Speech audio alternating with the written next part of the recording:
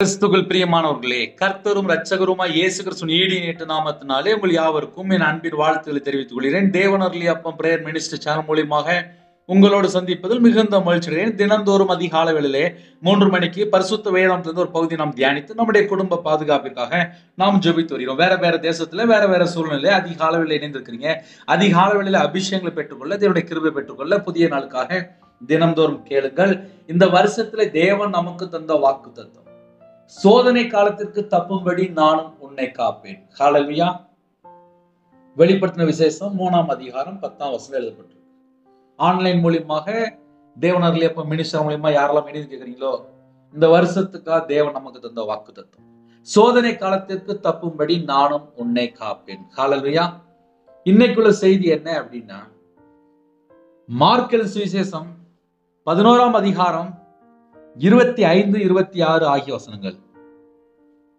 நீங்கள் நின்று ஜெபம் பண்ணும்போது ஒருவன் பேரில் உங்களுக்கு யாதொரு குறை உண்டாயிருக்குமானால், பரலோகத்தில் இருக்கிற உங்கள் பிதா உங்கள் தப்பிதங்களை உங்களுக்கு மன்னிக்கும்படி அந்த குறையை அவனுக்கு மன்னியுங்கள்.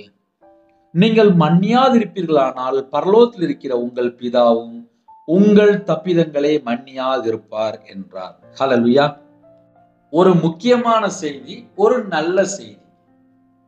நல்ல செய்தி என்ன, முக்கியமான செய்தி என்ன அப்படின்னா, அந்த ரெண்டுக்குள்ள வித்தியாசம் சொல்றேன்.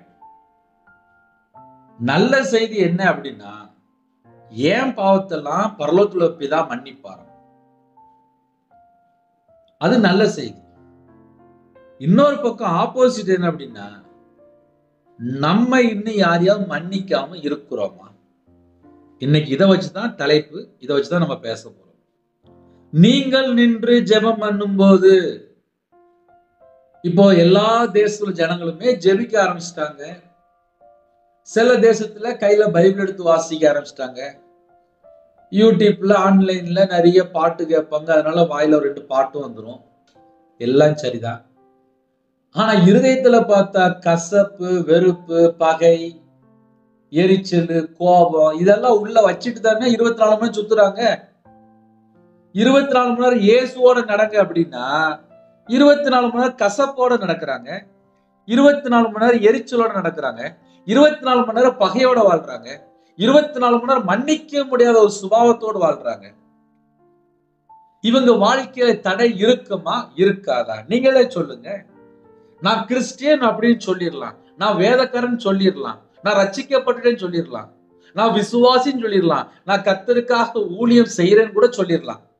ஆனால் என் இருதயத்துக்குள்ளே கசப்போ, வெறுப்போ, பகையோ, எரிச்சலோ, மூர்க்கமான வெறியோ உள்ள இருந்தால், வேதம் தெளிவா எழுதப்பட்டிருக்கு, நீங்கள் மன்னியாதிருப்பீர்களானால் பரலோகத்தில் இருக்கிற உங்கள் பிதாவும் உங்கள் தப்பிதங்களை மன்னியாதிருப்பார் என்றார். ஒரு மனுஷனுக்கு ஏன் கோபம் வருது, ஏன் எரிச்சல் வருது, ஏன் பகையா இருக்கிறாங்க, ஏன் வைராக்கியமா இருக்கிறாங்க, ஏன் மன்னிக்க முடியாத ஒரு சுபாவம் இருக்கு அப்படின்னு சொல்லி கொஞ்சம் ஆழமா பார்த்தா, ஏதாவது ஏமாத்தி இருப்பாங்க, ஏதாவது தப்பு நடந்திருக்கும். நிறைய காரியங்கள் சொல்லலாம். சில குடும்பத்துல பக்கத்து வீட்டுல பணம் வாங்கிட்டு தந்துருக்க மாட்டாங்க, கெட்ட வார்த்தை பேசியிருப்பாங்க, பிள்ளைகளை பத்தி தப்பா பேசியிருப்பாங்க, புருஷனை பத்தி தப்பா பேசியிருப்பாங்க, நம்மளை பத்தியே தப்பா பேசியிருப்பாங்க. சில வீட்டுல 1க்கு 4 8 பேசுவாங்க. அவங்களால எங்களை இப்படி சொல்லிவிட்டாங்களே அப்படி சொல்லிட்டு மன்னிக்க முடியாத நிறைய காரியம் இருக்கும். அதை நான் உண்மையாவே சொல்றேன். நம்மளை யாராவது தப்பா பேசிடுவாங்க, அதுக்கப்புறம் அவங்கள பார்க்கும்போது நமக்கு ஞாபகம் வந்துடும், இப்படி சொல்லிட்டாங்களே, இப்படி தப்பா பேசிட்டாங்களே, இவங்களை எப்படி நம்ம மன்னிக்க முடியும், சரி ஒதுங்கி போயிடும், அவங்க எப்படி வாழ்ந்துட்டு போட்டோம் அப்படின்னு சொல்லிட்டு ஒதுங்கி போயிடுவாங்க. ஆனா இருதயத்துல பார்த்தா மன்னிக்க முடியாத சில உள்ள குணங்கள் இருக்கும், அது வெளியே தெரியாது. நீங்கள் மன்னியாதிருப்பீர்களானால் பரலோகத்தில் இருக்கிற உங்கள் பிதாவும் உங்கள் தப்பிதங்களை மன்னியாதிருப்பார் என்றார். அதுல என்ன பிரதர் ஆழமான கருத்து இருக்கு அப்படின்னா, என் வீடை தேவன் ஆசீர்வதிக்கணும் விரும்பினாள். என் இருதயத்துக்குள்ள கசப்போ, வெறுப்போ, பகையோ, எரிச்சலோ, கோபமோ எதுவும் உள்ள இருக்கக்கூடாது. தேவன் என் இருதயத்தை பார்க்கிறாரு. என் இருதயத்துக்குள்ளே கர்த்தரை விட்டு தள்ளி போற 1000 காரியம் இருந்தால் எப்படி ஆசீர்வதிப்பார்? நல்லா யோசித்து பார்ப்போமே. காலையில ஒரு 3 இட்லி சாப்பிடுவாங்க. சில குடும்பத்துல சாப்பிடுறதே கிடையாது.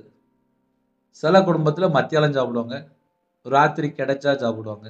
சில குடும்பத்துல 5 நேரம் சாப்பிடுவாங்க, 7 நேரம் சாப்பிடுவாங்க. அது அவங்களுடைய இஷ்டம். ஆனால் நம்ம சாப்பிடணும் அப்படின்னா தேவன் தானே நம்மளை ஆசீர்வதிக்கிறோம். பரலோகத்துல தேவன் பார்ப்பார், என் பிள்ளைகளுக்கு வயிறு பசிக்கு நான் இன்னைக்கு இந்த சாப்பாடு கொடுப்பேன். அவரு தான் அன்னன்னைக்கு ஆகாரம் தருவார். அப்படிப்பட்ட தேவன் தான் நம்முடைய தேவன். ஆனால் மனுஷனுடைய சுபாவம், மனுஷனுடைய எண்ணங்கள், மனுஷனுடைய நினைவு, மனுஷனுடைய அந்தரங்கத்துல என்ன யோசிக்கிறாங்க அப்படின்னா, என்னை அவங்க அப்படி பண்ணிட்டாங்களே அப்படின்னு சொல்லி உட்கார்ந்து அழுவாங்க, உட்கார்ந்து புலம்புவாங்க.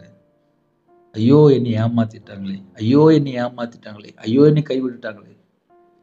இதெல்லாம் சில வீட்டுக்குள்ள நிறைய நடக்கும், வெளியே தெரியாது. ஆனால் நீங்கள் மன்னியாதிருப்பீர்களானால் பரலோகத்தில் இருக்கிற உங்கள் பிதாவும் உங்கள் தப்பிதங்களை மன்னியாதிருப்பார். அதுல 2வது பாயிண்ட் போட்டிருக்கு, உங்கள் பிதாவும் உங்கள் தப்பிதங்களை மன்னியாதிருப்பார். இப்ப நமக்கு ஒரு செக் வச்சிட்டார்.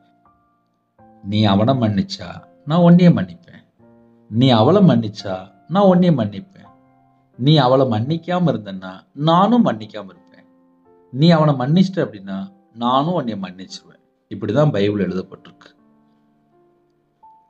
நீங்கள் நின்று ஜெபம் பண்ணும் போது, எல்லாருக்கும் ஜெபம் பண்ணணும்னு சொல்லி ஆசை இருக்கு, ஆனா மன்னிக்கிற ஆசை இல்லையே. மற்றவங்களுடைய குறைய சொல்றது பிசாசு. அவன் தப்பு, அவ தப்பு, அவன் தப்பு, அவன் தப்பு அப்படி சொல்ற பிசாசு. பிசாசு தான் குற்றம் சாட்டுவான். கர்த்தருடைய பிள்ளைகளை மன்னிச்சுட்டு கிளம்பி போய்கிட்டே இருக்கணும். அவங்க தான் கிறிஸ்டியன். மன்னிக்கிற சுபாவம் வரணும். பிதாவே இவர்களை மன்னியும். ஹல்லேலூயா. இன்னைக்கு அந்த சுபாவம் எங்க போச்சு? நிறைய குடும்பத்துல அந்த சுபாவமே இல்லை. புருஷனை மன்னிக்க மாட்டேங்காங்க, மனைவியை மன்னிக்க மாட்டேங்காங்க, அம்மா அப்பாவையும் மன்னிக்க மாட்டேங்காங்க, பிள்ளைகளை மன்னிக்க மாட்டேங்காங்க. சண்டை போடுறாங்க வீட்டுக்குள்ள, ஒரே சண்டை, ஒரே கெட்ட வார்த்தை. அந்த வீட்டுக்குள்ள இயேசு எப்படி இருப்பாரு? நம்ம கொஞ்சம் நார்மலா யோசிச்சு பார்ப்போமே. இப்ப நம்ம வீட்டுல யாராவது சொந்தக்காரங்க வராங்க, நம்ம வீட்டுக்குள்ள ஓயாம சண்டை போடுறோம். நம்ம சொந்தக்காரங்க என்ன பண்ணுவாங்க? இந்த வீட்டுல வந்தா சமாதானம் இல்லப்பா, நான் பேசாம கிளம்பி போறேன் அப்படின்னு சொல்லிட்டு அவங்க கிளம்பி போயிடுவாங்க. நான் சொல்றது உண்மையா இல்லையா? நான் ஓப்பன் டாக்ல பேசிட்டு இருக்கேன். யாரெல்லாம் நீங்க கேட்குறீங்களோ நீங்க ஆசீர்வதிக்கப்பட்டவங்க. இப்ப நானே உங்க வீட்டுக்குள்ள வரேன், உங்க வீட்டுல ஒரு 8 பேர் இருக்கிறீங்க. 8 பேரும் 8 திசையில செல்போன் உட்காந்து பார்த்துட்டு இருக்கிறீங்க. ஒரு பக்கம் படம் பார்க்குறாங்க, ஒரு பக்கம் லேப்டாப்ல உட்காந்துருக்காங்க, ஒரு பக்கம் செல்போன் எடுத்து உட்காந்துருக்காங்க, ஒருத்தங்க கிச்சன்ல உட்காந்துருக்காங்க. சாப்பாடு எல்லா ரூம்லையும் தனித்தனியா சாப்பிட்றாங்க. நானே உங்க வீட்டுக்கு வரேன், என்னடா இந்த வீடு யாருமே பேசவே மாட்டேங்காங்க அப்படின்னு நான் பேசாம கிளம்பி போயிடுவேன். ஒரு மனுஷனே இப்படி இருக்கும்போது பரலோகத்துல தேவன் உங்க வீட்டுக்குள்ள வரணும்னா உங்க வீடு ஒருமனப்பட்ட ஆவியில இருக்கா? ஒரு குடும்ப ஜெபம் இருக்கா? மன்னிக்கிற சுபாவம் இருக்கா? மாமியாரை மன்னிக்க மாட்டுக்காங்க, மருமகளை மன்னிக்க மாட்டுக்காங்க, மருமகனை மன்னிக்க மாட்டுக்காங்க, பெத்த பையனையே மன்னிக்க மாட்டுக்கிறாங்க. ஒரு வீட்டுல எனக்கு ஒரு ஜெபகுறிப்பு வந்துச்சு, ரொம்ப வேதனையா இருந்துச்சு. பிரதர், சின்ன வயசுல என் பையன் சேட்டை பண்ணனா, சத்தம் போட்டேன், அடிச்சேன். 14 வருஷம் ஆச்சு பிரதர், இன்னும் என் பையன் பேச மாட்டுக்கான். சேட்டை பண்ணுனா அடிச்சேன் பிரதர், ஆனா 14 வருஷம் ஆச்சு, நீ வேதனைப்படுத்துறான் பிரதர், பேச மாட்டுக்கான். ஏன் பையன் தான் அடிச்சேன், உண்மைதான், சின்ன வயசுல அடிச்சேன். நான் 14 வருஷமா பேச மாட்டுக்கான் பிரதர், வீட்டுக்குள்ளதான் இருக்கிறேன், பேச மாட்டுக்கான் பிரதர். எனக்கு என்ன செய்யணும் எனக்கு தெரியல, என்னையால தாங்கவும் முடியல. அப்பாட்டெல்லாம் பேசுறான், ஆனா என்கிட்ட பேச மாட்டேங்கான். ஒரு வீட்டுல இப்படியே ஒரு கம்ப்ளைண்ட் வந்துச்சு. இன்னொரு வீட்டுல 10 வருஷமா ஒரே வீட்டுல தான் இருக்கிறாங்க, 10 வருஷமா பேசவே இல்லை. அந்த அம்மா, என் புருஷன் என்கிட்ட பேசி 10 வருஷம் ஆச்சு அப்படின்னாங்க. அப்ப என்ன அர்த்தம் அப்படின்னா, ஒரு வீட்டுல ஒரு 2 பேர் 4 பேர் இருக்கிறாங்க, பேச மாட்டேங்கிறாங்க. அந்த வீட்டுல இயேசு எப்படி இருக்க முடியும்? ஆனா ஞாயிற்றுக்கிழமை ஆனா சர்ச்சைக்கு கிளம்பி போயிருந்தாங்க. இப்போ நிறைய குடும்பத்தில் இப்போ அப்படியே இருக்கு. நான் வியாபாரத்தில் இருக்கும்போது ஒரு குடும்பத்தில் ஒரு சகோதரி கடைக்கு வரும்போது பேசுனாங்க. அவங்க என்ன சொன்னாங்க அப்படின்னா, எங்கள் வீட்டில் எங்கள் அப்பா அம்மா 31 வருஷமா பேசாமல் வாழ்ந்துட்டு இருக்கிறாங்க. எனக்கு இப்போ 33 வயசு ஆகுது. நான் நிறைய படிச்சிருக்கேன். நான் நிறைய நிறைய படிச்சிருக்கேன். கிட்டத்தட்ட ஏகப்பட்ட பரிசு வாங்கியிருக்கேன். நான் வேலைக்கு கூட போக முடியல. எங்கள் அப்பா பென்ஷன் வருது. ஆனால் எங்கள் அப்பா அம்மா வீட்டுக்குள்ளே பேசுறது கிடையாது. நான் தான் எங்கள் அப்பாட்ட பேசணும், நான் தான் எங்கள் அம்மாட்ட பேசணும். நான் எங்கள் வீட்டை விட்டு வெளியில் போயிட்டேன்னா எங்கள் வீடு எப்படி இருக்குன்னு சொல்லி என்னால் யோசித்து பார்க்க முடியல. அதனால் நான் கல்யாணமும் முடிக்கல அப்படின்னாங்க. என்னக்கா நடந்துச்சு அப்படின்னு கேட்டேன். கல்யாணம் முடிஞ்ச புதுசில் ஒரு 6 மாதம் அப்படி இருக்கும்போது ஏதோ சண்டை போட்டிருக்காங்க. அதுக்கப்புறம் கிட்டத்தட்ட ஒரு 32 33 வருஷம் ஆச்சு.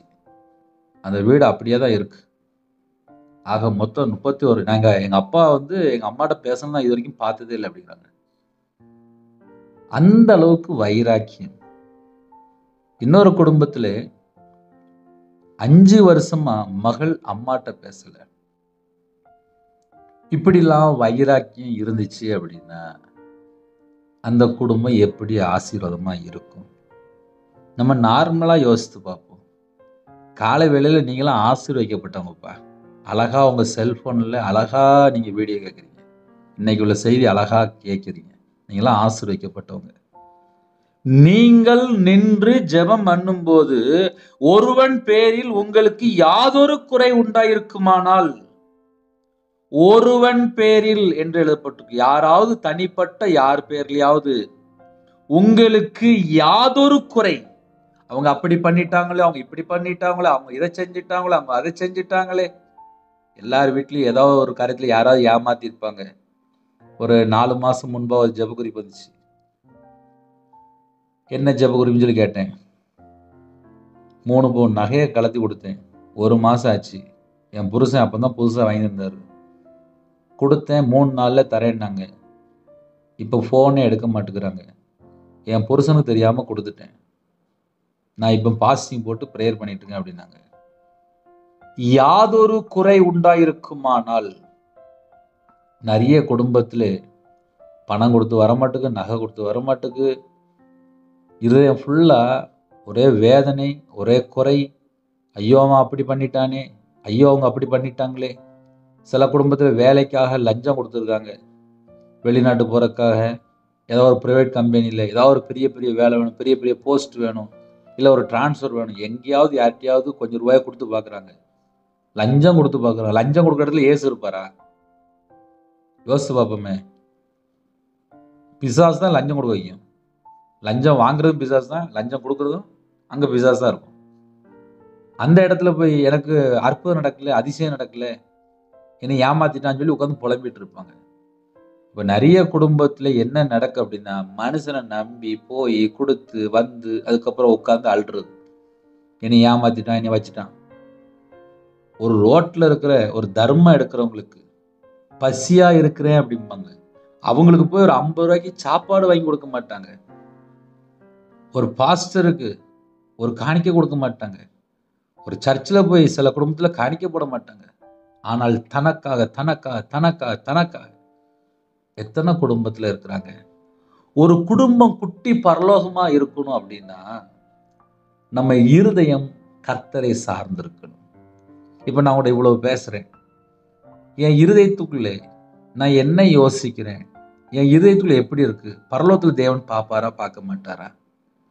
நம்ம நல்லா யோசித்து பார்ப்போமே. கர்த்தருடைய வருகை தாமதமானால் நம்ம கொஞ்சம் வருஷம் உயிரோட இருப்போம், அவ்வளோதான். ஆனால் காலம் கடைசி. கொள்ளை நோய் வருதுங்கிறாங்க, தேசத்து தேசம் யுத்தம் நடக்க போகுதுங்கிறாங்க, யுத்தம் நடந்துட்டு இருக்குங்கிறாங்க, பஞ்சம் இருக்குங்கிறாங்க. சில பக்கம் சாப்பாடுக்கு அங்கே வழியே இல்லை, சில பக்கம் தண்ணி இல்லை, சில பக்கம் வனாந்தரமான வாழ்க்கையா இருக்கு. நம்ம இருக்கிற ஊர்ல நம்மளை தேவன் ஆசீர்வதித்ததற்காக தேவனுக்கு நன்றி செலுத்தணும். நன்றியோடு துதிக்கிறோம் ஸ்துதிக்கிறோம்ப்பா, அவ்வளவுதான். 24 மணி நேரம் நம்மளுக்கு உயிர் கொடுத்துருக்காரா? எனக்கு ஜீவனுக்கு கிருபைக்காக உண்மை நன்றியோடு துதிக்கிறோம் ஸ்துதிக்கிறோம்ப்பா. தூங்கி எந்திரிச்சாச்சா, அப்பா நான் உயிரோட தான் இருக்கேன்ப்பா, ஸ்தோத்திரம்ப்பா. இந்த நாளை தேவ சித்தத்துக்குள்ள அர்ப்பணிக்கிறேன்ப்பா. அதை விட்டுக்கிட்டு என்னை ஏமாத்திட்டான், என்னை வச்சுட்டான் அப்படின்னு சொல்லி உட்காந்து புலம்பிட்டே இருந்தா அந்த வீட்டுக்குள்ள இயேசு எப்படி இருப்பார்? அழகா நம்ம யோசித்து பார்க்கலாம். ஏன்னா இப்ப நிறைய பேருடைய இதயத்துக்குள்ள தான் பிரச்சனையே தவிர, வாழ்க்கையில பிரச்சனைலாம் ரெண்டாவது, குடும்ப பிரச்சனை எல்லாம் மூணாவது. அவங்க இருதயத்துக்குள்ளே சோர்ந்து போய் கிடக்குறாங்க. ஒரு மனுஷனுடைய வாழ்க்கையில இருதயம் மட்டும் வீக் ஆயிட்டு அப்படின்னா போதும், வாழ்க்கையில எல்லாமே அழிஞ்சு போன நிலைமையில ஆயிரும். நான் வியாபாரத்துல இருக்கும்போது நஷ்டப்பட்டேன். ஒரு 55 லட்ச ரூபா நஷ்டப்பட்டேன். மனுஷனை நம்பி ஏமாந்துட்டேன். ஆனா இந்த நிமிஷம் வரைய நான் உயிரோட தான் இருக்கேன். எப்படி தெரியுமா? நான் நஷ்டப்பட்டு நான் நடுரோட்டுக்கு வந்தா கூட வருத்தப்படலை. நான் பணம் போயிட்டு, நகை போயிட்டு, வீடு போயிட்டு நடுரோட்டுக்கு வந்து நின்னேன். கையில ₹1 கூட இல்லாம நின்னேன். நான் சொல்ல 2016ல ₹1 கூட இல்லாம ஊரை விட்டு போனேன். ஆனா வருத்தப்படலை. ஏன் தெரியுமா?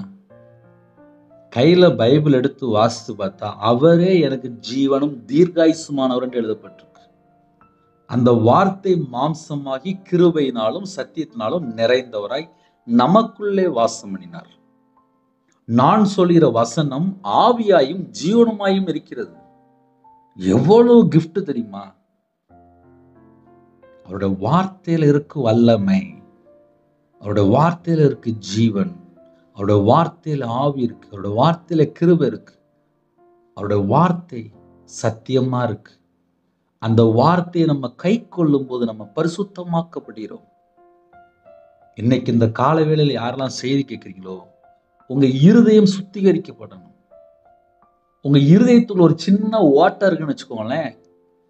அந்த ஓட்டையில கூட பிசாசு வந்துட்டு வந்துட்டு வந்துட்டு வந்துட்டு வந்துட்டு வந்துட்டு போவான். சில வீட்டுல 24 மணி நேரம் பிசாசு உள்ளே வந்து இருந்தா கூட தெரியாது. ஏன்னா அவங்க இருதயம் பெரிய ஓட்டையா இருக்கும். சில வீட்டுல சின்ன ஓட்டையா இருக்கும், சில வீட்டுல பெரிய ஓட்டையா இருக்கும். அந்த ஓட்டையில கூடி உள்ள வந்துருவான். சில வீட்டுலலாம் கேட்டே இருக்காது. அந்த வீட்டுக்குள்ள நாயெல்லாம் உள்ள வந்துட்டு போயிடும். சில வீட்டுல மிருகம்லாம் உள்ள வந்துட்டு போயிடும். காரணம் என்ன? வாசல் திறந்து வச்சிருப்பாங்க. நம்ம இருதயத்தை காத்து கொண்டால் நம்ம ஜெபம் பரலோகத்துக்கு போயிட்டுன்னு அர்த்தம். நம்ம இருதயத்துக்குள்ள கண்ட கண்ட குப்பையெல்லாம் உள்ள வச்சாச்சு அப்படின்னா ஜெபம் எப்படி கேட்கப்படும்?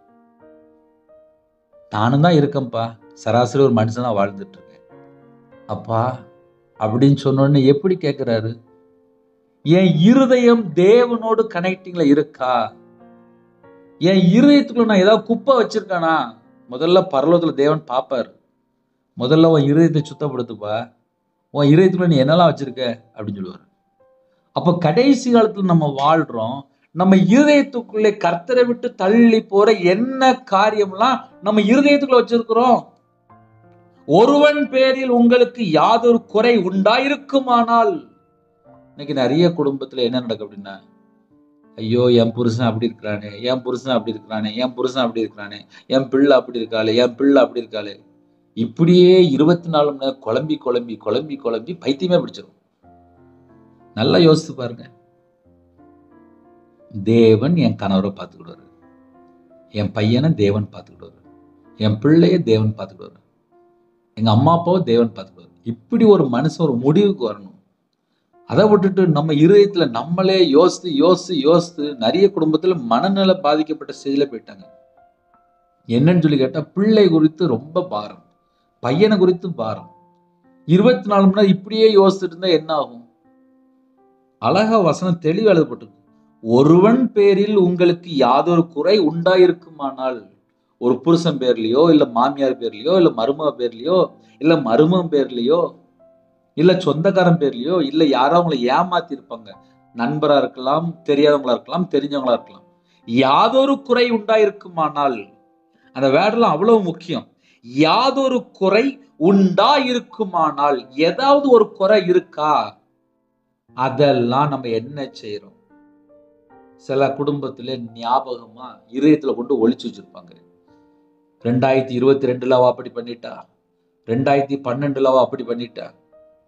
நம்ம ஒரு நாள் உயிரோட இருக்கிறோம் அப்படின்னால அது தேவன் கொடுத்த கிருபை. கிருபையை நம்ம உயர்த்தி பேசாம, 12 வருஷம் முன்னாடி நான் எப்படி இருந்தேன் தெரியுமா?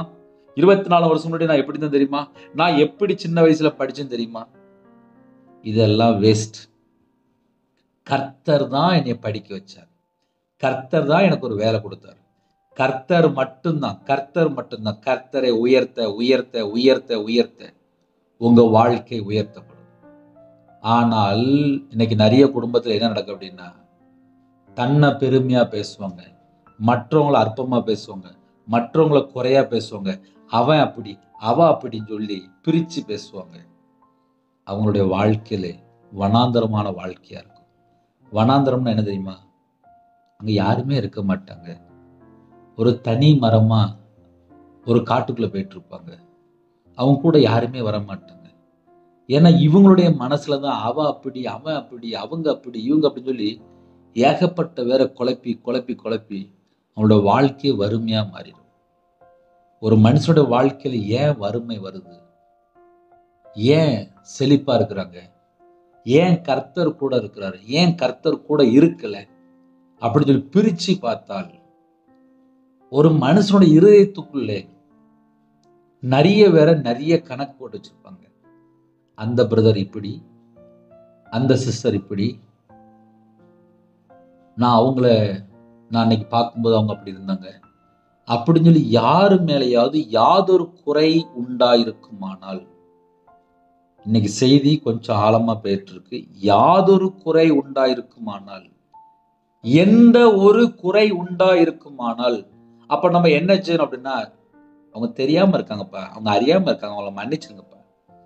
அவங்க அறியாம இருக்காங்க, அவங்கள மன்னிச்சிருங்க. அவங்களோட வாழ்க்கையில கர்த்தர் எப்படிப்பட்ட சொல்லி தெரியலப்பா, கர்த்தர் நல்லவர் என்பதை ருசித்து பாருங்கள். அவங்களுக்கு உங்க அன்பு தெரியலப்பா, அவங்க தெரியாம பண்ணிட்டாங்கப்பா, அவங்கள மன்னிச்சிருங்கப்பா அப்படின்னு நம்ம வாயை திறந்து சொன்னால், நீங்கள் ஆசீர்வதிக்கப்பட்டவர்கள். அழகா எழுதப்பட்ட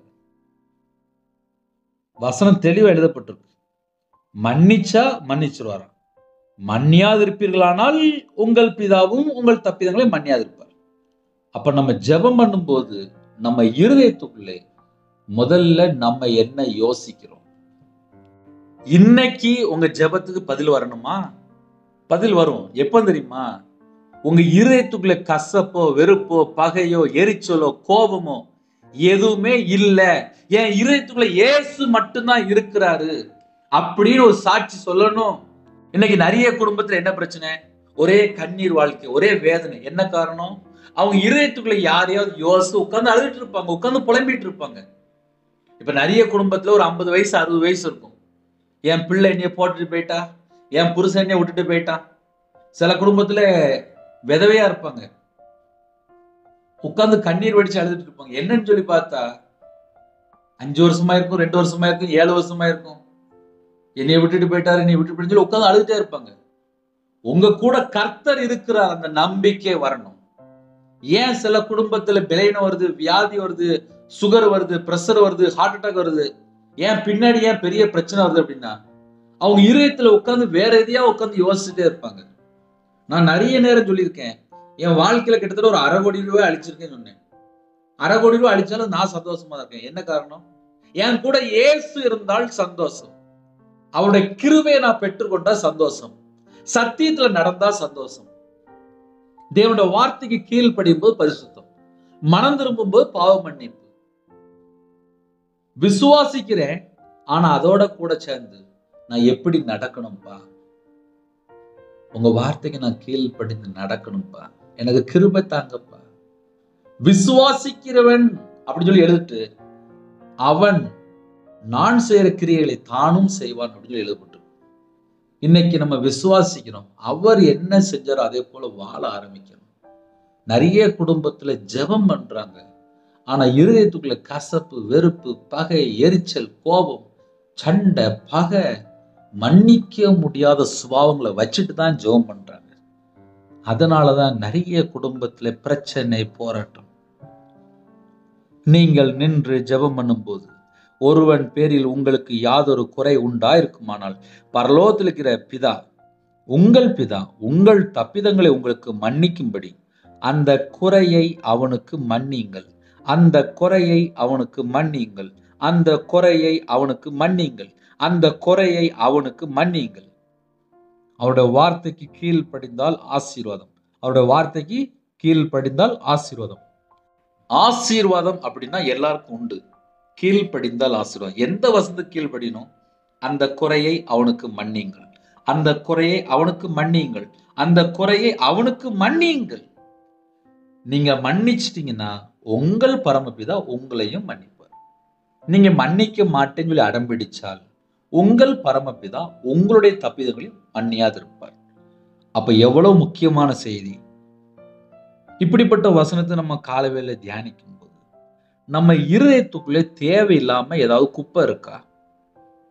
யாரையா மன்னிக்க முடியாத ஒரு சுபாவம் இருக்கா? ஒரு எரிச்சலோ வைராக்கியமோ கசப்போ பிசாசு வர்றதுக்கு எங்கேயோ இடம் கொடுக்குறோமா? இதை நம்ம இன்னைக்கு கண்டுபிடிக்கணும். வீட்டுல கம்மலை காணோம், நகையை காணோம், தங்கத்தை காணோம், வண்டி சாவியை காணோம், காலைல தூங்கி எரிச்சோன்னா போனை காணோம் அப்படின்னா உடனே உடனே உடனே தேடுறாங்கல்ல. என் இருதயத்துக்குள்ள இயேசு இருந்தால் என் ஜெபம் பரலோகத்துக்குள்ள போயிட்டு இருக்கும். என் இருதயத்துக்குள்ள ஒரு கோபமோ எரிச்சலோ வைராக்கியமோ யாரையாவது குறை சொல்லிட்டு இருக்கேன், யாரையாவது நான் மன்னிக்காம இருக்கேன், யாரையாவது நான் மன்னிக்காம இருக்கிறேன் அப்படின்னா உடனே சொல்லிடுவாரு, நீ மன்னிக்காம இருக்கப்பா, அதனால உங்கள் பிதாவும் உங்கள் தப்பிதங்களே மன்னியா இருப்பார். நீ அவனை மன்னிக்கல, அதனால ஒன்னு மன்னிக்காம இருக்கிறாரு அப்படிங்கிறது. என்னைய மன்னிச்சா மட்டும்தான் என் வீட்டுக்குள்ள ஆசீர்வாதம் வரும். நான் மறுபடியும் சொல்றேன், என்னைய இயேசு மன்னிக்கணும், பரலோகத்துல பிதா என்னை மன்னிக்கணும். என் வீட்டுக்குள்ள ஆசீர்வாதம் வரணும்னா என் இருதயத்துல ஒரு கசப்போ வெறுப்போ பகையோ எரிச்சலோ கோபமோ எதுவும் உள்ள இருக்கக்கூடாது. அப்பந்தான் என் வீட்டுக்குள்ள இயேசு கூட இருப்பார். என் வீட்டுக்குள்ள அப்பந்தான் ஆசீர்வாதம் வரும். கர்த்தருடைய பிள்ளைகள் இந்த செய்தி நீங்க எவ்வளவு தூரம் புரிஞ்சுக்கிறீங்களோ புரிஞ்சு கொள்ளுங்க. ஏன்னா அந்த அளவுக்கு தெளிவாதான் பேசிட்டு இருக்கு. ஒருவன் பேரில் உங்களுக்கு யாதொரு குறை உண்டா இருக்குமானால், யாதொரு குறை அப்படின்றாரு, எந்த ஒரு சின்ன குறையா இருந்தாலும் சரி மன்னிச்சிரு, மன்னிச்சிரு, சந்தோஷமா மன்னிங்க, காசா பணமா மன்னிச்சிருங்க. நம்ம மன்னிச்சிட்டோம் அப்படின்னா நம்ம பாவத்தெல்லாம் பரலோகத்துல பிதா மன்னிப்பாராம். அடுத்தாப்புல நம்ம குடும்பத்தை ஆசீர்வதிப்பார். என் கூட இயேசு இருப்பார். இயேசு இருக்கிற வாழ்க்கையில தான்ப்பா ஆசீர்வாதம். என் கூட இயேசு இருந்தால் ஆசீர்வாதம். நான் நடக்கும்போது என் கூட இயேசு வரணும். நான் படுத்து தூங்கும் போது இயேசு என் கூட இருக்கணும். நான் கடைக்கு போனா என் கூட இயேசு வரணும். நான் வண்டி எடுத்தேன்னா என் கூட இயேசு வரணும். இயேசு எப்ப கூட வருவாரு? என் இதயத்துக்குள்ள கர்த்தரை விட்டு தள்ளி போற எந்த ஒரு காரியம் இல்லாம இருந்துச்சுன்னா என் கூட இயேசு இருப்பார். பிரதர், என்னை ஏமாத்திட்டாங்க பிரதர். ஏமாத்திட்டு போட்டுமே, என்னையும் தான் ஒரு மனுஷன் ஏமாத்தினான். 2016 முழு நேர ஊழியத்துக்கு வந்தேன். 2020-21 வரையும் மாந்திரியம் பண்ணிட்டே இருந்தாங்க. ஒரு நாள் நாண்டு கொண்டு செத்து போயிட்டான். வீட்டுக்குள்ளே நாண்டு கொண்டு செத்தே போயிட்டான். தூக்கு மாடி செத்து போயிட்டான். ஆனா 13 வருஷம் கிட்ட மாந்திரியம் பண்ணியிருக்கான். என் வாழ்க்கையில கிட்டத்தட்ட பல லட்சங்கள் வாங்கின ஒரு நபர். கூடயே தான் இருப்பாரு. நல்ல பணம் கொடுத்துருக்கேன், லட்ச லட்சமா கொடுத்துருக்கேன். மாந்திரிகம் விக்கிரகம் மனுஷனை நம்பி பணம் கொடுத்துருந்தேன். ஆனா ஒரு நாள் செய்தி தெரியுமா? தூக்கு போட்டு செத்து போயிட்டான் அப்படின்னாங்க. காரணம் என்ன? என் இருதயத்துக்குள்ள அந்த மனுஷனை நான் கசப்பாவோ வெறுப்பாவோ பகையாவோ, என்னை ஏமாத்திட்டான், என்னை கொள்ளடிச்சிட்டான், அவனெல்லாம் நான் வீடு வித்து நஷ்டத்துக்கு வந்துட்டேன், நடுரோட்டுக்கு வந்துட்டு ஃபீல் பண்ணவே இல்லை. ஏன்னா அவன் மாயை, அவன் விக்கிரத்துல இருக்கான், அவன் அநீதியா இருக்கான், அவன் இருளா இருக்கான், அவன் பொய்யான நபரா இருக்கான், அவன் பேலியாரா இருக்கான். நானும் ஜீவனுள்ள தேவனை ஆராதிக்கிறேன். என் இருதயத்துக்குள்ள தேவன் உலாவ வேண்டும் என்றால் என் இருதயத்துல குப்பையோ கசடோ தேவையில்லாம எந்த ஒரு காரியம் இருக்கக்கூடாது. இன்னைக்கு கர்த்தருடைய பிள்ளைகள் எப்படி இருக்கிறாங்க? மன்னிக்க முடியாத எத்தனை கிறிஸ்டியன் இருக்கிறாங்க. மன்னிக்கவே முடியல அப்படின்னாங்க. அப்புறம் இயேசு எப்படி மன்னிப்பாரு? உங்கள் பிதாவும் உங்கள் தப்பிதங்களை மன்னியாதிருப்பார் என்றார். தேவனுடைய வார்த்தைக்கு கீழ்ப்படிந்தால் ஆசீர்வாதம். இன்னைக்கு நிறைய குடும்பத்துல கீழ்ப்படிய விருப்பம் இல்லை. அவங்க ஒரு ஓரமா இருப்பாங்க. அவங்க ஒரு ஓரமா இருந்து அப்புறம் உட்காந்து அழுதுட்டு இருப்பாங்க. ஏன்னா மன்னிக்க முடியாத சுபாவம். கேட்டா என் சொத்தை எழுதி வாங்கிட்டான், என்னை கொள்ளடிச்சிட்டான், என்னை ஏமாத்திட்டான், நான் அவங்களால நஷ்டப்பட்டுட்டேன், அவங்களால என் வாழ்க்கை போச்சு. எதுவா இருந்தாலும் சரி, பிதாவே இவர்களை மன்னியும், அவ்வளவுதான். மன்னிக்கிற சுபாவம் இருந்தால் நம்ம கிறிஸ்டியன். மன்னிக்கிற பிள்ளைகள் தான் தேவனுக்கு வேணும். நான் செத்தா பரலோகத்துல போகணும் அப்படின்னா எனக்கு மன்னிக்கிற இருதயம் இருக்கணும். மனம் திரும்பி கர்த்தருக்கா கனி கொடுக்கிற ஒரு வாழ்க்கை வேணும். எப்போ நான் கனி கொடுக்க முடியும்? நான் தேவனுடைய வார்த்தைக்கு கீழ்ப்படிந்தா மட்டும்தான் கனி கொடுக்க முடியும். மனம் திரும்பி கனி கொடுக்கிற பிள்ளைக்கு தான் தேவனுக்கு வேணும். இன்னைக்கு மனம் திரும்புறதும் கிடையாது, மன்னிக்கிறதும் கிடையாது. இஷ்டம் போல இஷ்டம் போல இஷ்டம் போல.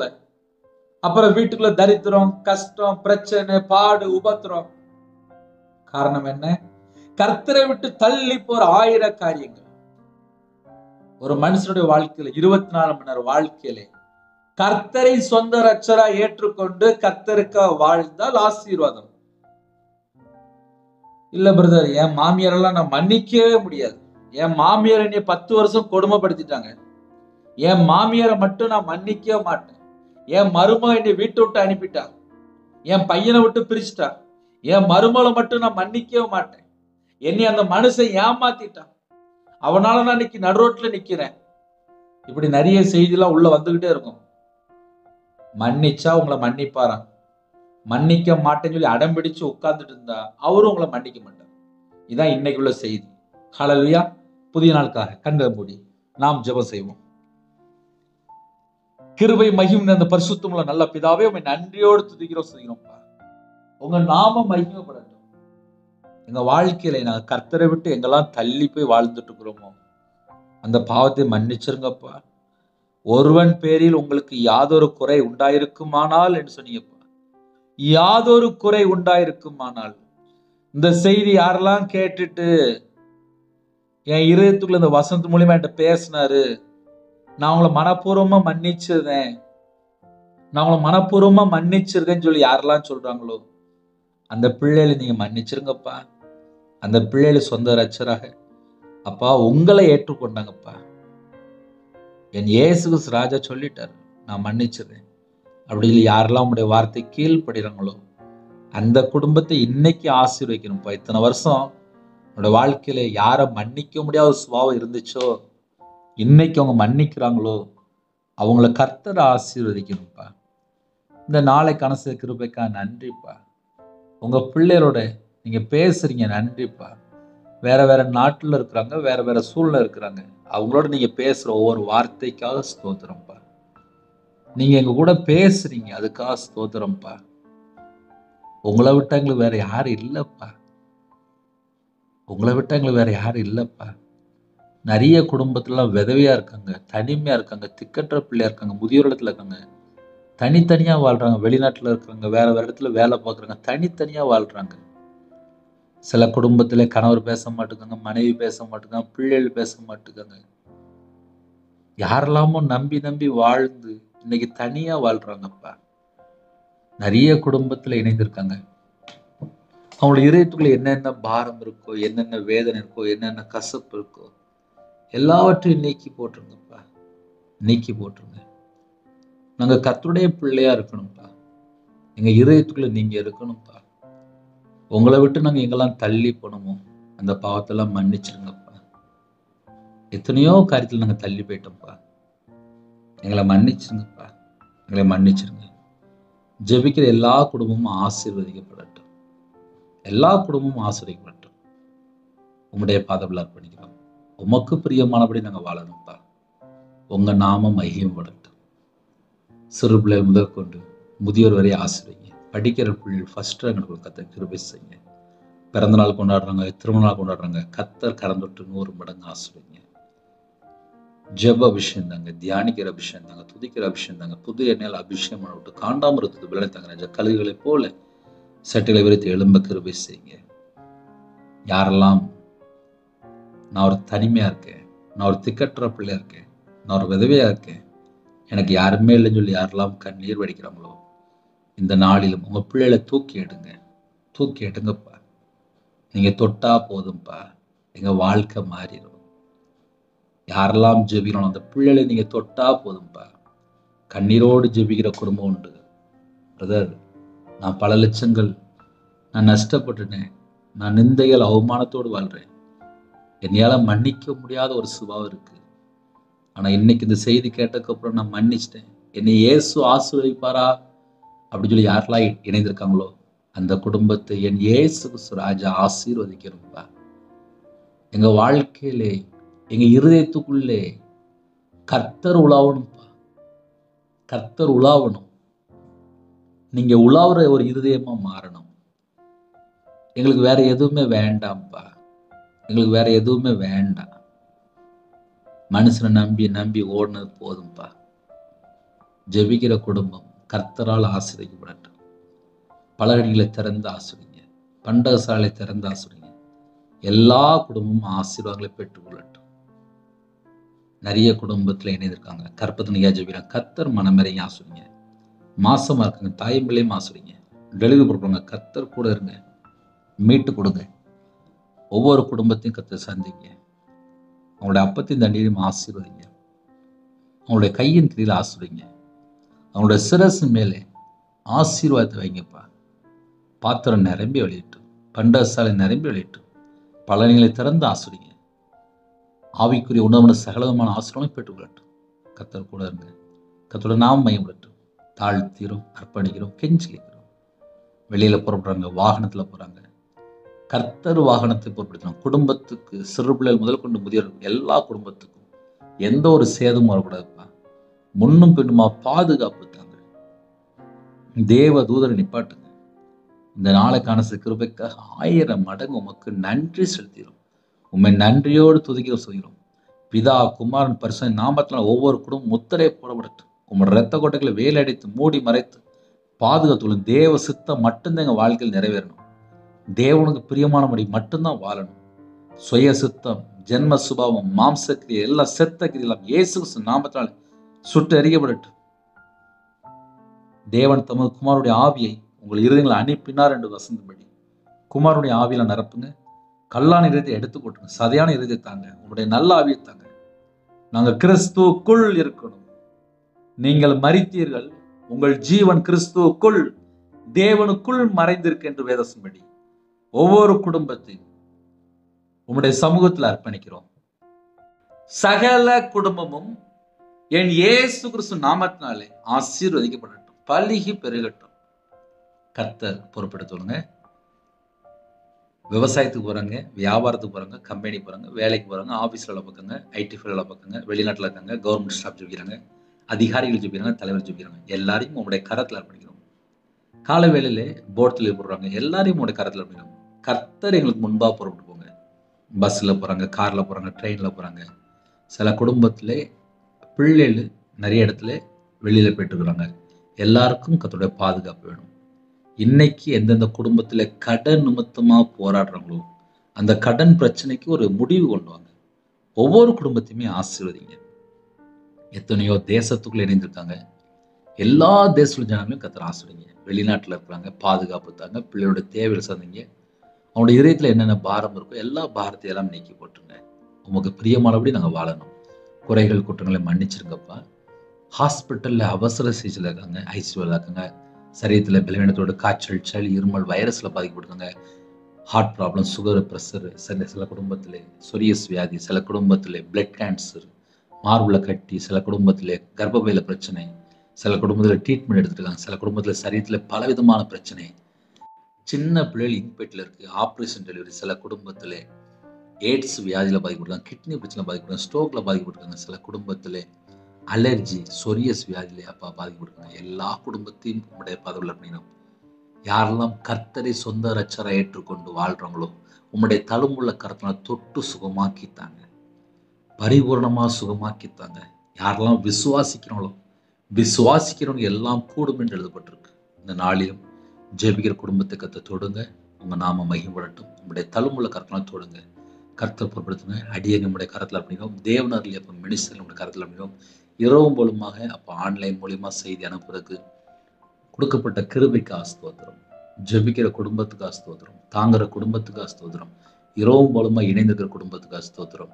கர்த்தருடைய நாம மகிமைப்படுகிற கிருபைக்கு ஸ்தோத்திரம். கர்த்தர் கடைசி வரல அப்போ அந்த சேனல்ல உங்க கருத்துல அப்படி இருப்பா. கர்த்தருடைய வருகையில நாங்க எல்லாரும் வரணும், மறுரூபமாக்கப்படணும், ஜீவ புஸ்தகம் எழுதப்பட்டிருக்கணும். கிரியைகள் அப்பா பரலோகத்துக்கு வருது. நம்மளோட வாழ்க்கையில நாங்க என்ன செய்றோம் எல்லாமே தேவன் பார்த்துட்டு இருக்கிறீங்க. எங்களோட வாழ்க்கையில கடந்த வாழ்க்கையில கர்த்தரை விட்டு தள்ளி போன பாவத்தை எல்லாம் மன்னித்து எங்களை பரிசுத்தப்படுத்தி உங்க ரத்தத்தினால கழுவி உங்க பிள்ளையா மாற்றி கனி உள்ள ஒரு வாழ்க்கை வாழ எங்களை ஆசீர்வதிங்கப்பா. எங்களை ஆசீர்வதிங்க. கர்த்தர் பொறுப்படுத்துங்க. சில குடும்பத்திலே ஹோம்ல இருக்காங்க, ஹாஸ்டல்ல இருக்காங்க, முதியோரத்தில் இருக்காங்க. அவங்களுடைய தேவைகள் சந்திக்கப்படட்டும். இன்னைக்கு யார் யாருக்கு அப்பா கடனில் தவிக்கிறாங்களோ அந்த கடன் பிரச்சனைக்கு ஒரு முடிவு கொண்டு வாங்க. கவர்மெண்ட் வேலைக்கு ஜெபிக்கிறாங்க, டிரான்ஸ்ஃபருக்கு ஜெபிக்கிறாங்க, விசாவுக்கு ஜெபிக்கிறாங்க. நிறைய குடும்பத்தில் இணைந்திருக்காங்க. அவங்களுடைய தேவைகள் எல்லாம் கர்த்தர் சந்திங்க. கற்பத்தினையா ஜெபிக்கிறாங்க, கர்த்தர் மனமறிஞ்சு ஆசிரியங்க. மாசமா இருக்காங்க, தாய்மொழி மாசுறீங்க, டெலிவரி கொடுப்பாங்க, பரம வைத்தியர் கூட இருங்க. பிள்ளைகளுக்கு வயசு அதிகமாயிட்டு நல்ல குடும்பமா தாங்க, நல்ல ஒரு வேலையை தாங்க, ரட்சிக்கப்பட்ட குடும்பமா தாங்க, பண ஆசை இல்லாத குடும்பமாக, பொருளாசை இல்லாத குடும்பமாக, நகை ஆசை இல்லாத குடும்பமா தாங்க ராஜா. சில குடும்பத்துல பிள்ளைகள் திருமணம் வேண்டாங்கிறாங்க. அந்த பிள்ளைகளை சந்திங்க.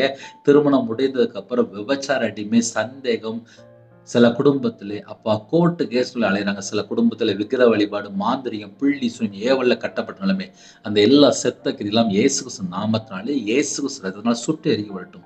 சிறு பிள்ளை முதல் கொண்டு முதியோர் எல்லா குடும்பத்துக்கும் கர்த்தர் சுட்டு எரிக்க வேண்டும். ஒவ்வொரு குடும்பத்தையும் கர்த்தர் ஆசீர்வதிங்க ராஜா. எந்தெந்த குடும்பத்துக்கு விரோதமாக எந்தெந்த ஆவியல் கிரீசுகளுக்கு அந்த எல்லா கிரியும் சுட்டு எரிக்கப்படட்டும். ஒவ்வொரு குடும்பம் ரட்சிக்கப்படணும். ஞானஸ்தானம் எடுக்கிற யாரெல்லாம் அப்போ முடிவு எடுத்துக்காங்களோ ஞானஸ்தானம் எடுக்க கிருபை செய்யுங்க ராஜா. இன்னைக்கு யாரெல்லாம் பைபிள் வாசில தீர்மானம் எடுத்தவங்களோ பைபிள் வாசித்து முடிக்க கத்த தீர்மானம் எடுத்த குடும்பத்தை இந்த வருஷத்துல வாசிக்கிற செய்யுங்க. தேவையில்லாமல் எந்த ஒரு இடத்துலையும் நாங்கள் டயத்தை வேஸ்ட் பண்ணக்கூடாது. செல்போன்லயோ, படம் பார்க்கறதுலையோ, நாடகம் பார்க்கறதுலையோ தேவையில்லாம ஃப்ரெண்டோ தேவையில்லாம நபர்கிட்டயோ பேசக்கூடாது. கர்த்தர் பொறுப்படுத்தலும் வேலி அடங்கிய பிள்ளைகள் சகல குடும்பத்துக்கும் பாதுகாப்பு தாங்க. இயேசு ரத்தம் ஒவ்வொரு குடும்பத்தின் மேலேயும் ஒவ்வொரு பிள்ளை மேலேயும் பூசப்படட்டும். எல்லா குடும்பத்துக்கும் பாதுகாப்பு தாங்க. இன்னைக்கு யாரெல்லாம் ஜெபிக்கிறாங்களோ அந்த குடும்பத்தை கர்த்தர் 100 மடங்கு ஆசீர்வதிங்க. உம்முடைய நாம மட்டும் இருக்கட்டும். சிறுபிள்ளை முதல் கொண்டு முதியோர் வரை எல்லா குடும்பத்தையும் கர்த்தர் சந்திக்க வேண்டும். மிஷனரிமாரை உங்களுடைய கரத்தில் அப்படினோம், பரிசுத்தவான்கள் உங்களுடைய கரத்தில் அப்படினோம், விசுவாசிகள் உங்களுடைய கரத்தில் அப்படினோம். அவங்களுடைய தேவைகள் எல்லாம் கர்த்தர் சந்திங்கப்பா. காலைவெளியில் ஜெபிக்கிற குடும்பத்துக்கு உங்களுடைய கிருபையால் நிரப்புங்க. உங்களுடைய பிரசன்னத்தால் மூடுங்க ராஜா. உங்களுடைய வல்லமையால் நிரப்பு ராஜா. மகிமையின் ஆவியான மேல தங்கிற ராஜா. ரட்சிப்பின் வசு தாங்க ராஜா. நீதியின் சால்வை தாங்க ராஜா. துதியின் அபிஷேகம் தாங்க ராஜா. மகிமையின் ஆவியானவரை வெண் வஸ்திரம் பிள்ளைகள் தாங்க ராஜா. உமக்காக சாட்சியுள்ள ஒரு வாழ்க்கையை வாழணும். கர்த்தர் கிருபை செய்ய. கர்த்தரை விட்டு நாங்கள் எங்கெல்லாம் தள்ளி போனோமோ அந்த எல்லா குறைகள் எல்லாம் மன்னித்து உங்களோட ரத்தத்தினால கழுவி சுத்திகரிங்க. யாரெல்லாம் ஜெபிக்கிறாங்களோ அவங்களுடைய சிந்தனைக்குள்ளே கிறிஸ்து சிந்தனை உண்டாடுறாங்க. தேவையில்ல சிந்தனை எல்லாம் அழிக்கப்படட்டும். அவங்களுடைய இதயத்துக்குள்ளே கிறிஸ்து உலாவ வேண்டும். உங்க ரத்த கோட்டைகளை வேல் அடைத்து மூடி மறைத்து பார்த்துருங்க. யாரெல்லாம் தாழ்த்துங்க அவைகளெல்லாம் கிறிஸ்துவ அவையமா மாறட்டும். எங்க உடம்புல ரத்தம் எல்லாம் கிறிஸ்துவ ரத்தம் மாறட்டும். எங்க சிந்தனை கிறிஸ்துவனையா மாறட்டும் ராஜா. கர்த்தர் பொறுப்படுத்துங்க. துதிக்கான மகிமையெல்லாம் ஒருவருக்கே செலுத்துறோம். இயேசு கிறிஸ்து பிதாவே ஆமென். தேவனுக்கே மகிமையுண்டாவதாக. கர்த்தர் தாமே உங்களை உங்கள் குடும்பத்தின் சகல காரியத்திலும் சம்பூர்ணமா திருப்தியா கர்த்தர் கொடுத்து ஆசீர்வதிப்பாராக. ஆமென். கர்த்தராகிய இயேசு கிறிஸ்து கிருபையும் பிதாவாகிய அன்பும் பரிசுத்தருடைய ஐக்கியமும் இப்பொழுதும் எப்பொழுதும் சதா காலங்களிலும் நம்ம கொடுப்பதாக. ஆமென். கிறிஸ்துவுக்குள் பிரியமானவர்களே, வானத்தையும் பூமி உண்டாக்குன கர்த்தரும் குடும்பத்தை ஆசீர்வதிப்பார். பயப்பட வேண்டாம். ஹல்லேலூயா. 9363064182 நம்பர் கொண்டால் நாங்கள் உங்களுக்காக குடும்பத்தை ஜெபிப்போம். நீங்களும் என்னுடைய ஊழியக்காக ஜெபித்துவார்கள். கர்த்தர் உங்களையும் உங்கள் குடும்பத்தையும் அபரிதமாக ஆசீர்வதிப்பாராக. ஆமென். God bless you. இரவு நேரத்தில் 8 மணிக்கு ஜெபிக்கிறோம். அதையும் தொடர்ந்து கேளுங்கள். God bless you.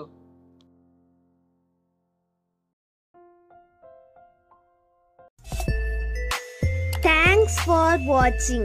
Please subscribe our channel. Click the like and share. Click the bell. God bless you.